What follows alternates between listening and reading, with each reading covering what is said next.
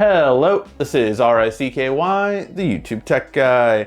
Hey guys, so today we are bringing you the top tips and tricks on how to set up your Galaxy Z Flip 3 so that it has 4 hours more battery life, a lot faster, and just everything you want right in your new phone. So let's go ahead and get started with some of the basics. So first off, we're going to go through swipe to the left. This can actually slow down your overall speed of your phone. So if you don't want it, just turn it off. Now, what these are is going to be Google Discovery allows you to find new things that it thinks you're interested in, and Samsung Free, depending on your country, gives you live TV. It's not all the channels you'd expect or like, but it's definitely some content that could be fun on the go. And Samsung Free is also an app, so if you just want to go to the app, you can actually get it, again, if it's available in your country. Then we swipe down and you swipe over. It's not here, so I'm going to add it, and that is enhanced processing. So by default, this is turned off on your phone, and you might want it, you might not, but what it does actually is improve the overall speed of your phone by basically allowing you to have the full use of your processor. By default, this actually is off. So if you do want your phone to be faster and speed is the most important thing to you, then turn this on. Only use of the processor that is full-time right now currently is going to be gaming. Everything else uses basically a percentage of your processor speed. This one uses your full processor speed, but it will drain your battery quicker. So speed or battery is a trade-off on this choice. Now, one of the most important features is link sharing. Do you want a text message or email or send to an iPhone a 4K video, thousands of photos? Well, it's really easy with a Samsung. The other way around is a little bit tricky. But with Samsung, you have link sharing. So you select your whatever you want to send. So I have these 3 videos, share. Now, normally that would go over way too much storage. It's just like, no, this is going to look really bad. It's going to look poor quality. But with link sharing, what you do is you tap it and then you can share this link file over any social media platform, over any text message, email, over all your apps that you have, you can then share it. So it's really great because no matter what you want to do through email, through whatever, I use this all the time, even to send files over to my corporate computer, just because it's the easiest way to do it. This is so important, and all you need to do it is a Samsung account. So if you haven't done that yet, go into settings on your phone, go to accounts, and set up your Samsung account. This is worth it just alone, although there is another feature which we'll go over later. All right, this next one is so good. It changes your entire phone. We've done entire videos on it, but it is Good Lock. Good Lock is available in certain countries, not all of them. It's coming out in more countries every day and every year. But when you go to the Galaxy store, search for Good Lock, and it is absolutely amazing. Pretty much the only downvotes are the ones that are saying, hey, it's not in my country yet. So really good. What it does is it changes the entire look, aspect, feel. The entire capabilities that your phone has are changed with Good Lock. Just as an example, on some of them with Home Up, you can now do this, so you can actually see your apps more easily when going to it, and easier reachability, as well as do things like have your clock be a different look, have multitasking be on every single app that's on the phone, have lots of abilities that you just don't have normally, including other things like one-handed operation plus, which allows me to go back to my previous app, go back in general, and hold it down to always grab Google Assistant. It really is such a good feature, and definitely highly recommended you check out that video, which I'll link in the description down below, to get the best experience on this phone. Okay, and then we're gonna start off in the settings portion. So we're gonna go to connections, and then under Wi-Fi, there's 2 tips you wanna know. First one is to easily share your Wi-Fi at home with someone else. Just open up QR code and let them scan it. This will allow you to not need to do the password or give anyone your password, but also more importantly, it is really great because if you have a very secure long password, you don't have to memorize it or anything like that. Just show them the QR code and you're good to go. Then you're gonna wanna hit these little 3 dots under Wi-Fi and go to advanced. and do this. Turn on Wi-Fi automatically when you are in memorable locations. So if you go to work every day, if you go to home every day, it'll automatically turn on your Wi-Fi when you go to those places. Really good, especially if you have that set up. It takes a little while to build up this routine, but there is a quicker way that I'll go over when we get to advanced features. But this is just a really quick thing to turn on automatically. You also want to turn this on, detect suspicious networks, so that you know that, hey, this doesn't seem right. It's a little scanning, not as good as a VPN, but really good start just to make sure that your phone is secure overall when you're using it in Hilton's Wi-Fi or Starbucks's Wi-Fi. Just very good and easy to do, and very important. All right, and the next one is going to be under mobile network. This is important. It's not with every carrier and not with every country, but depending on your country and carrier, you can actually change it from 5G to LTE. This will definitely help out your battery life, so I highly recommend you do it, just because your battery life will be much better off for it. This will allow you to basically not use 5G, because your antennas are constantly searching for 5G, and if it's not in your area, then it's not really a good feature. So I would definitely recommend turning it off if you're not interested in 5G, and especially if you don't really see an increase in speeds in your area. Next, we're going to go to sound and vibrations. The main thing you're going to want to do here is scroll down to the bottom and go to sound quality and effects. You're going to want to make sure Dolby Atmos is turned on and Dolby Atmos for gaming is turned on. Once those two are set up, you can do an equalizer if you know what you're doing. I personally just always like rock. It's just a preference of mine. However, this is the thing you're going to want to definitely do. This will improve your phone call quality and your sound quality so much. You will just always love this. This is the best feature, one of the best features. This is one of the best features you can possibly do for your phone. It basically tunes it to your ears. So any headphones you use, any microphone you use, any headphones you use, anything you use on the go, you are going to have such improved quality once this is set up to your specific ears. It's a night and day difference. You definitely want to do this right away. You do have to pair Bluetooth headphones in order to do it, because it needs to actually see how you hear with your ears. Then we go to notifications. There's a couple of things you want to know here. One, I like detailed notifications, but if you do want brief ones, what that allows you to also have is a lighting situation. So if you happen to always have your phone open, this will actually do a light ring around the phone, and you can kind of do all these fun different styles basically so that you can actually see it. So lots of interesting things. But again, for me, I like more detailed. It's my preference. But if you do like that old light ring around your notification on your watch, around your camera, and around your notification dot, that was the closest thing to it. Then you also want to go to advanced settings and do a couple of things. One, I think notifications to kind of be kept simple, so I do most recent 3 to kind of keep it nice and easy. Also, battery percentage, you always want that on just because it's really good. And then by default, floating notification bubbles are on by default. I would turn them off just so you can have it really easy to be able to use them.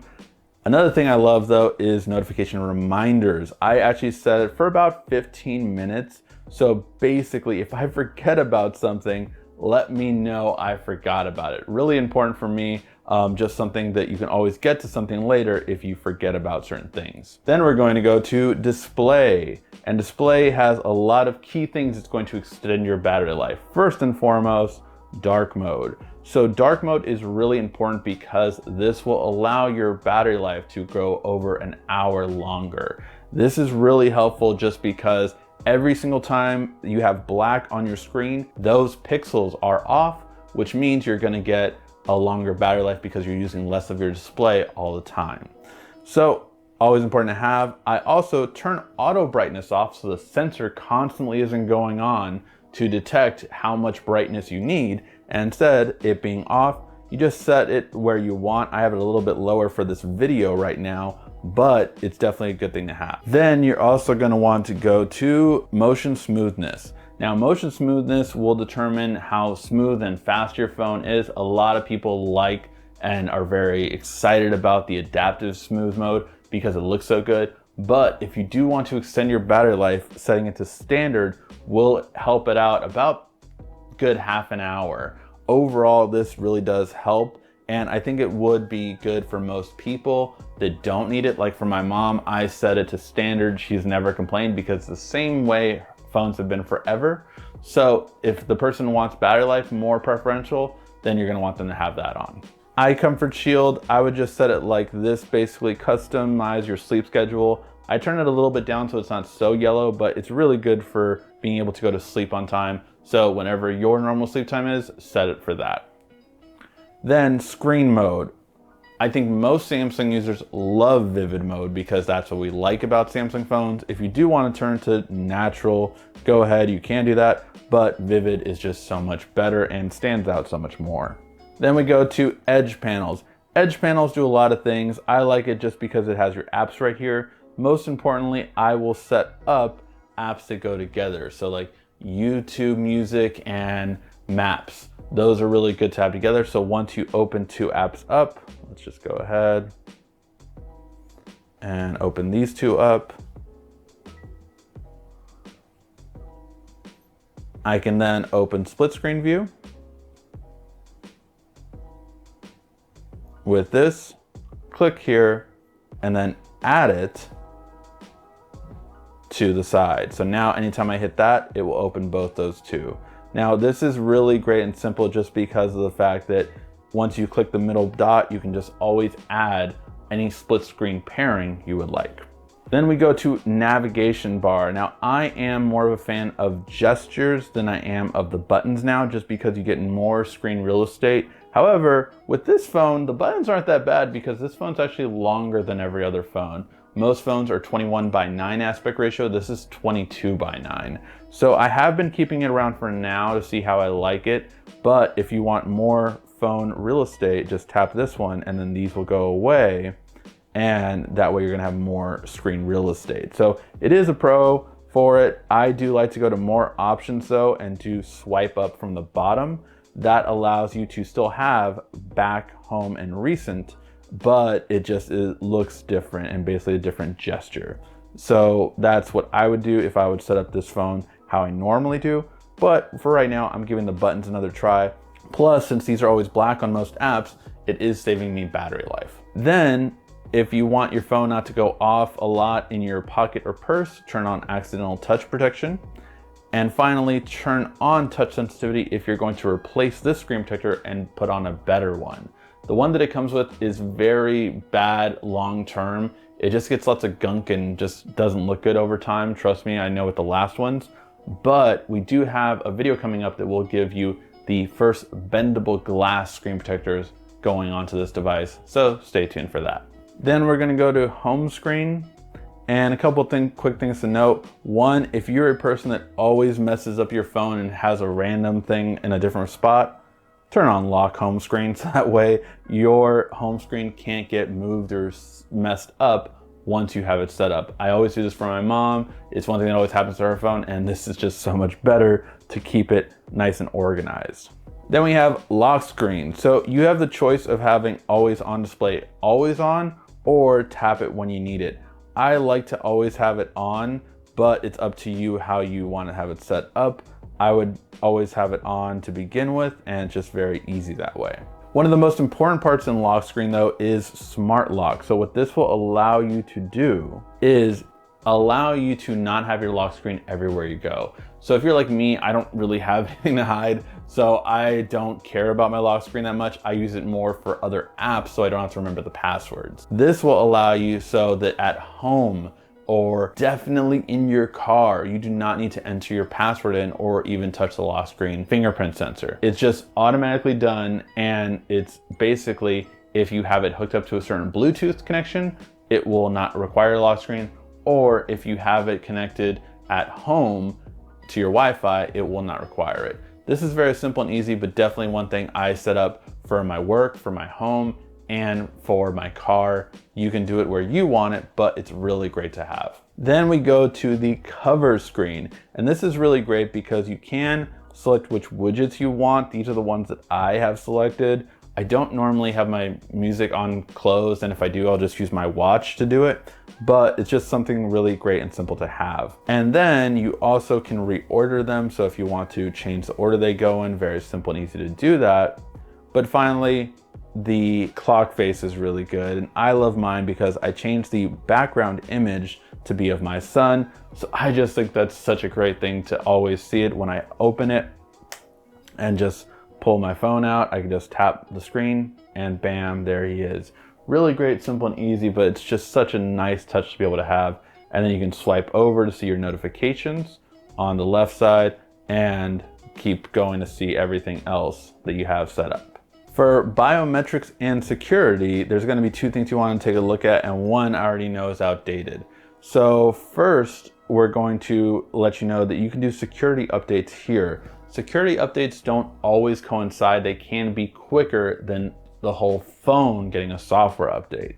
So you can do security updates, see if there's anything here. I believe July is up to date for security software, but I know one thing is out of date is the Google Play Services one. It has one in August that has not been done because it said May. So now I'm going to update it and it will restart my phone. And as you can see, now I have it on August 1st, 2021. So that is important to always make sure that you are protected. Then there's going to be two more things here, and that is Secure Folder, which allows you to basically split up your phones. You can have a personal side and a work side, or a public side and a private side. Basically, these are two separate apps, two separate phones, with the exception of phone calls and text messages.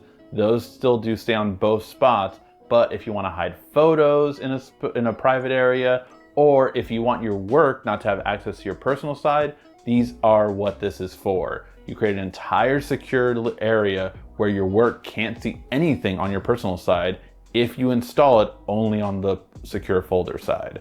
So this is really good and definitely something I recommend for anyone that has to put on work software on their phone, or anyone that needs to keep some things private. And speaking of keeping things private, Private Share will allow you to share things that you don't want anyone else to see.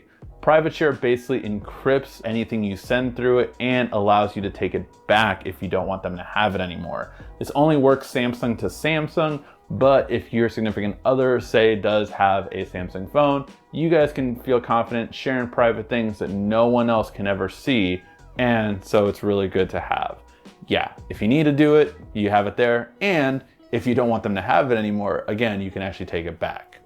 Next, we're gonna go to accounts and backup. And I just recommend either using Samsung Cloud or Google Drive to back up all your storage. I would say doing this once a month isn't out of the question, but it just allows all of your stuff that you need to be secure. So when you go to backup, you can see everything that it will save and just back up to your account.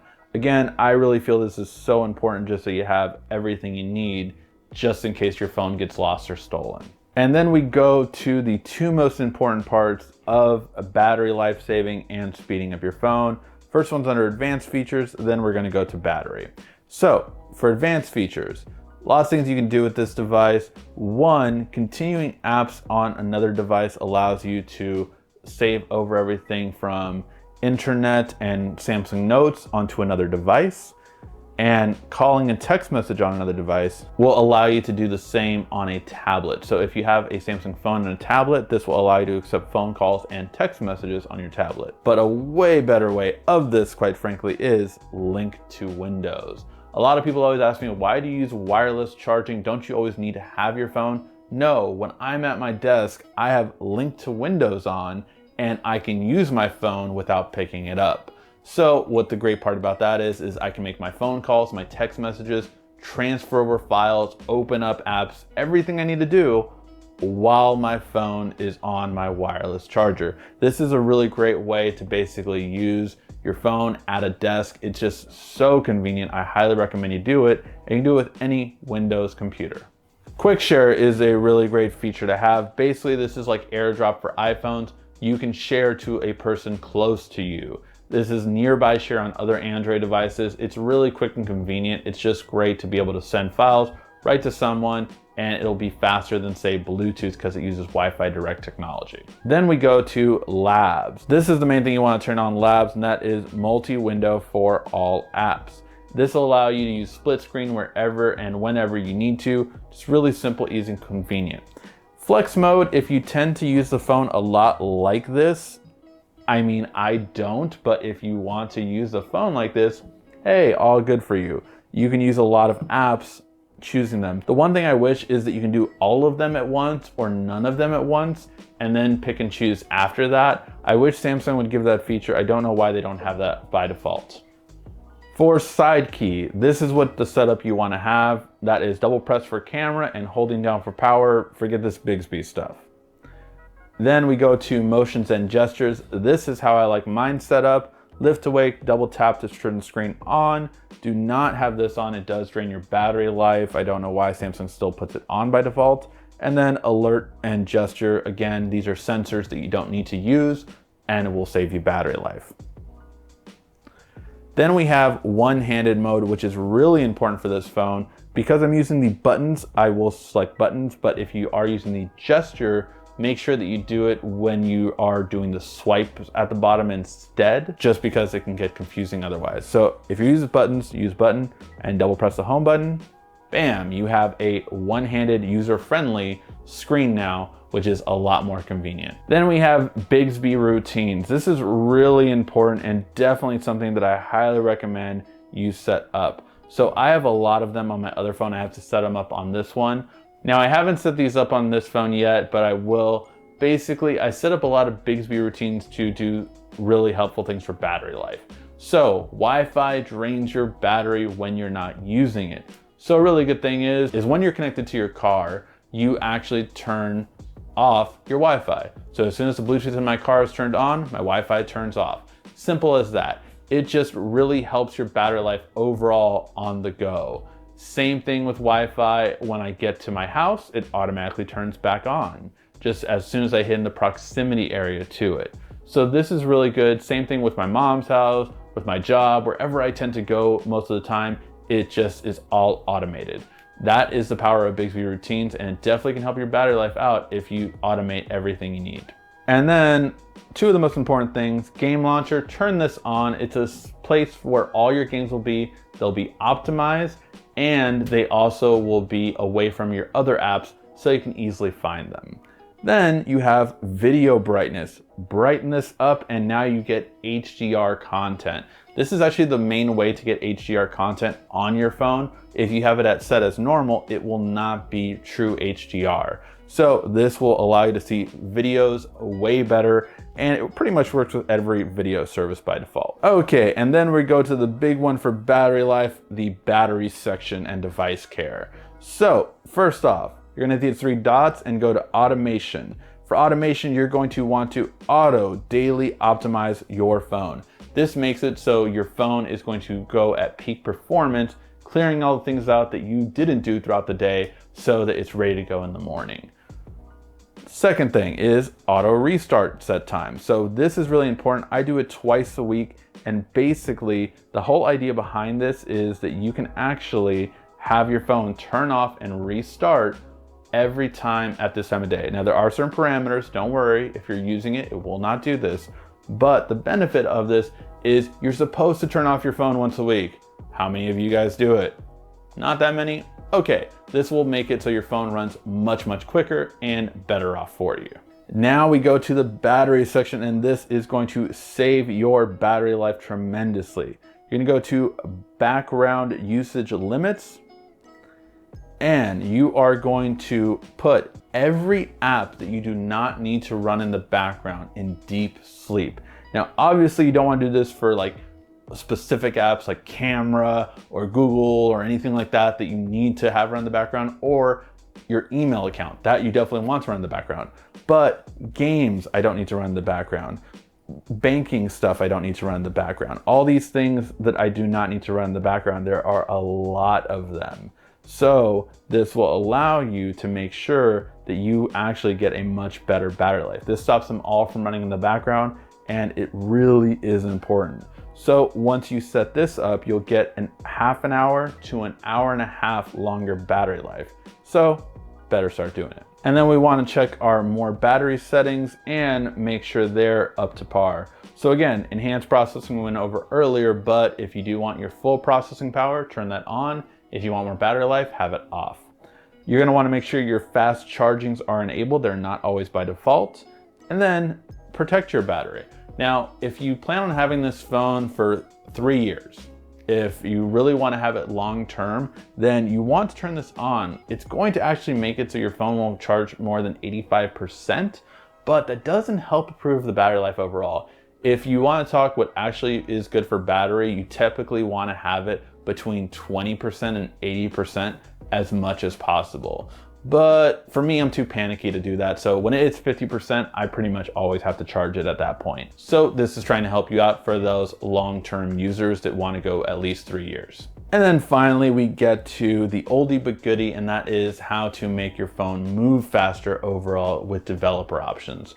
So we're going to start by going to About Phone, then go to Software Info, then hit build number repeatedly. Enter in your password, and then you have developer options unlocked. Under developer options, you're gonna want to go to the drawing category. These are the categories right here. In the drawing category, you're gonna have 3 things that say animation and scale. You're gonna tap each of those and put them to 0.5, and this will have your phone moving at blazing fast speeds. So it's going to be really quickly in how everything moves. That way you have the fastest speeds that you need. All right, guys, hopefully you did like this video. If you did, please give a like, thumbs up down below. It takes a lot of time to make this video, but I know it helps out so many of you. So let me know it helped you by giving me a thumbs up and sharing it everywhere you can. Thank you always so much for watching. This has been RICKY, the YouTube Tech Guy. Thank you so much again for watching. Make sure to subscribe, like, and comment down below. Also, follow us on social media at YouTube Tech Guy, and check out some more great tech videos on your screen right now.